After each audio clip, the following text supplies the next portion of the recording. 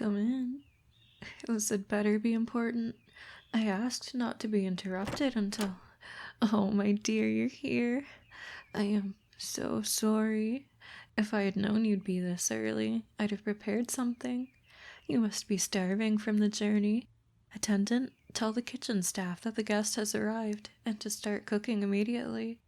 And don't return for a good while. I'd like some privacy with my bride-to-be. Darling, you really caught me off guard. I'd prepared an entire welcoming ceremony for you. And most of all, it would have given me time to make myself presentable. I look like a mess, don't I? I've been writing so many reports, managing finances, preparing for our big day. On second thought, I think I'm glad you came so early. I've wanted to give myself time to wind down anyway, and I can't really come up with a better way than spending time with you. Come, sit down with me. Would you like some tea? I have a personal set which I keep secret from the servants. If my mother found out I was making my own tea, well, I'd never hear the end of it. Cream? Sugar? Anything like that? Was your journey all right? I made preparations for a restructured road between our kingdom's capitals over a year ago. I've heard it has come across quite nicely. I'm curious as to why you left a whole day early, though. I've had the couriers running back and forth from there for years, so I'm quite familiar with the time it takes to make the trip. You were just excited to see me? I'm sorry. I'm blushing like a schoolgirl. I'm just really happy to hear that. So often in these arranged marriages, the two spouses really just despise each other, and I was worried you'd hate me too. Is the tea good? I'm glad to hear that. It's my favorite, so I was hoping you'd like it too. I've got a pretty large collection of teas.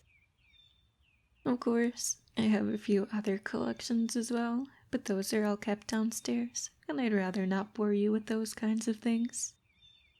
Could I sit a bit closer to you? Thank you. You're surprised?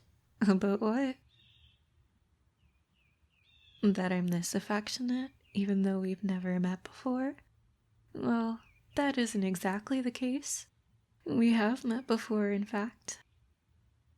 Do you remember when you were just a child? There was this awfully boring party for all of the rich nobles in the area. You'd left the ballroom and started wandering around the grounds of the palace, and you found a girl crying next to a large willow tree.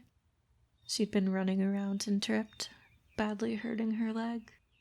You wiped away the blood and you comforted her, told her it was all right, and hugged her. Then, together, you both skipped through the halls, talking and laughing and smiling for hours on end. You even taught her how to dance in an empty room. When you had to leave, you both just cried and promised each other you'd be together again. You've probably guessed already, but I really missed you. These years have been so long without you. My mother didn't choose you to marry me because of the land or resources your kingdom holds. I made her choose you. I drove away any admirers you had, and I've been planning for the day we can be together again. Ever since then, I've been desperately craving just another hour with you. Now, I finally got it. I have an entire lifetime with you. Isn't this wonderful? We'll never have to be apart for another minute. You can stay with me here in my room. I can get the servants to dote on us and fulfill all of our needs. You won't ever have a reason to leave my side. You look overwhelmed. That's understandable. But isn't this so much better? Marrying me instead of some stranger? I love you, and you love me too, right? You promised we'd be together forever, and I made that happen for us. You do? You really do? Oh, darling, I've been waiting so long for you to say that.